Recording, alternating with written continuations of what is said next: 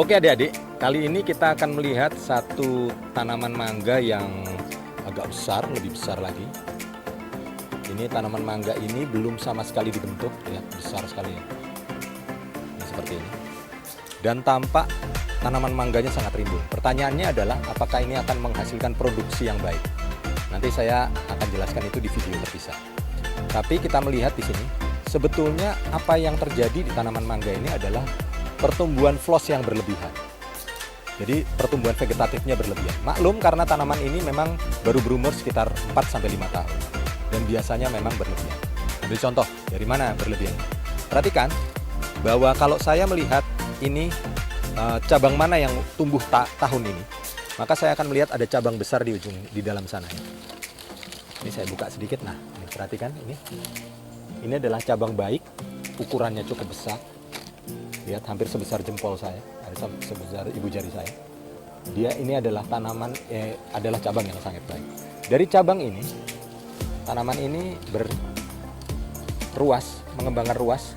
Ruasnya lihat, 1 yang saya pegang, 2, 3, dan 4 masuk ke cabang utama. Jadi ada 3 cabang, ada 4 sini, ada 4 ya. Cabang lateral ya, atau tunas air. Lalu naik, ini masih juga bagus, besar, dan kokoh. Naik ke atas, sampai di atas, nih, cabang lagi nih. Di ruas berikutnya, 1, 2, 3. Dan 1 ke tengahnya, yang di tengah. Nah, adik-adik, dalam prinsip tanaman mangga, sebetulnya, ruas yang seperti ini, jadi kalau kita hitung ya, coba ya, kita hitung dari sini, 1, lalu kemudian ini adalah yang kedua, dan ini adalah yang ketiga, maka kita berharap yang keempat ini pasti floss bunga di tahun ini, gitu kan ya. Nah, maka sebetulnya ini bukan merupakan cabang yang potensial untuk bisa menghasilkan bunga. Kalaupun dia menghasilkan bunga, dia tidak menghasilkan bunga yang cukup baik. Nah, oleh karena itu, baik bila cabang seperti ini kita pangkas. Nah, oke, ini kita pangkas, ini kita pangkas.